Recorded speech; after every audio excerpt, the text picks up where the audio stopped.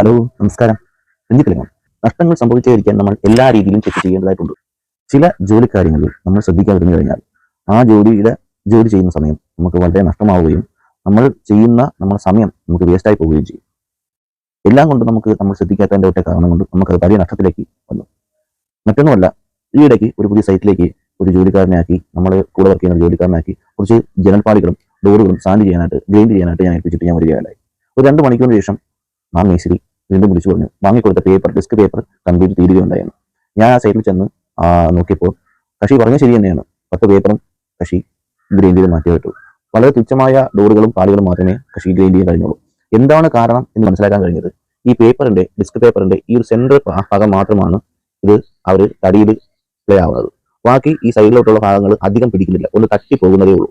കാരണം ഒരു 3-4 ഡോറുകളൊക്കെ അടിക്കുമ്പോഴത്തേക്ക് പേപ്പറിന്റെ ഈ ഭാഗം നല്ലതുപോലെ മേശരി ഈ പേപ്പർ മാറുന്നത്. അപ്പൊ നോക്കുമ്പോഴത്തേക്ക് പുതിയൊരു ഡിസ്ക് പേപ്പറാണ്. പുതിയ പേപ്പറിന്റെ ഈ ഭാഗത്ത് മാത്രം കരി വീണ് ഇവിടെയൊക്കെ നല്ല രീതിയിൽ പേപ്പർ ഉറയാനുണ്ട്. എനിക്ക് മനസ്സിലാക്കാൻ കഴിഞ്ഞത് ഈ ഒരു ഡിസ്ക് പാഡ് അത്യാവശ്യം ക്വാളിറ്റി കുറഞ്ഞതാണ്. ഇതിൽ കാണാൻ പറ്റുമെന്ന് തോന്നുന്നു. ഈ ഡിസ്ക് പാഡ് ക്വാളിറ്റി കുറവുള്ളതാണ്. അത് മാർക്കറ്റിൽ നമ്മൾ വാങ്ങുന്ന സമയത്ത് നമ്മൾ കറക്റ്റ് ചെക്ക് ചെയ്ത് വാങ്ങിക്കണം. നമുക്ക് നിരപ്പായ ഭാഗങ്ങളാണ് അടിക്കേണ്ടെങ്കിൽ നമ്മൾ അത്യാവശ്യം ഒരു കട്ടിയുള്ള ഒരു ഡിസ്ക് പാഡ് വാങ്ങിക്കുകയാണ് ചെയ്യേണ്ടത്. കാര്യം നമ്മൾ ആ ഡിസ്ക് പാഡ് വാങ്ങിയിട്ട് നമ്മൾ അതിന്റെ ക്വാളിറ്റി ഒന്ന് നോക്കണം.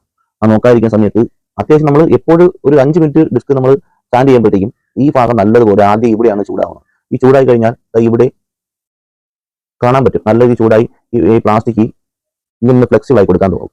ഈ ഫ്ലെക്സിബിൾ ആവുന്ന സമയത്താണ് ഈ ചൂടാകും തോറും ഇപ്പോൾ ഇത് നല്ലപോലെ തണുത്തിരിക്കുകയാണ്. പക്ഷേ ഇത് ഇത്തിരി ക്വാളിറ്റി കുറഞ്ഞല്ല, ഫ്ലെക്സിബിൾ ആയി കൊടുക്കുന്ന ഒരു ഡിസ്ക് പാഡാണ്. ഈ ഡിസ്ക് പാഡ് ചൂടാകും തോറും നല്ലതുപോലെ ഇങ്ങനെ വളയാൻ നോക്കും. ഈ വളയുന്നതനുസരിച്ച് നമുക്ക് പേപ്പറിന്റെ ഈ ഭാഗം മാത്രമേ തടിയിൽ അപ്ലൈ ആകത്തുള്ളൂ. ബാക്കി ഭാഗങ്ങൾ നമ്മൾ എത്രമാത്രം പ്രസ് ചെയ്യുന്നു അതനുസരിച്ച് മെഷീൻ നമ്മൾ നല്ല രീതിയിൽ ഇങ്ങനെ ഗ്രൈൻഡ് ചെയ്ത് ഈ വളഞ്ഞു പോകും. നമുക്ക് അങ്ങനെ ചെയ്യേണ്ട ഒരു കാര്യമില്ല.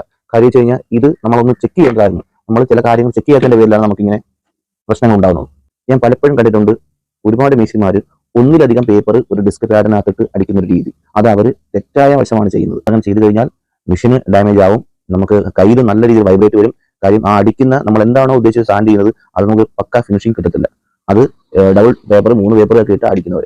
അപ്പോൾ അത് ഒരു തെറ്റായ വശമാണ്. അപ്പം എന്താണ് ഇതിന്റെ കംപ്ലൈന്റ് എന്ന് മനസ്സിലായ ശേഷം ഞാൻ നല്ല ഒരു ഡിസ്ക് പാഡ് വാങ്ങി. അത്യാവശ്യം നമ്മൾ മാർക്കറ്റിൽ നിന്ന് അന്വേഷിച്ചാൽ മതി. നല്ല ഹാർഡായിട്ടുള്ള നല്ല കട്ടിയുള്ള നല്ല ഡിസ്ക് പാഡ് കിട്ടും. കാര്യം ചിലത് നല്ലതുപോലെ ഫ്ലെക്സിബിൾ ആയിട്ട് വളഞ്ഞു കൊടുക്കും, ചിലത് നല്ല കട്ടിയായിരിക്കും. അപ്പൊ നമുക്ക് എന്തെങ്കിലും വളമടിക്കണമെങ്കിലോ ഇളുക്കടിക്കണമെങ്കിലോ മാത്രമാണ് നമ്മൾ അത്യാവശ്യം കട്ടി കുറഞ്ഞ ഡിസ്ക് പാഡ് വാങ്ങിച്ച്, അതായത് ഫ്ലെക്സിബിൾ ആയിട്ടുള്ള ഡിസ്ക് പാഡ് വാങ്ങിച്ചിരിക്കണം. നമുക്ക് എപ്പോഴും ഉപയോഗിക്കാനായിട്ട് അത്യാവശ്യം കട്ടിയുള്ള ഒരു ഡിസ്ക് പാഡ് തന്നെ വാങ്ങിക്കണം. അപ്പം ഈ കട്ടിയുള്ളത് ഉപയോഗം എന്ന് വെച്ച് കഴിഞ്ഞാൽ നമുക്ക് പേപ്പർ നഷ്ടമാവില്ല. നമുക്ക് ഡിസ്ക് പേപ്പർ നഷ്ടമാവാതെ കറക്റ്റ് ആയിട്ട് നമുക്ക് അടിക്കാൻ പറ്റും. അപ്പം ഇതാണ് ഈ ഒരു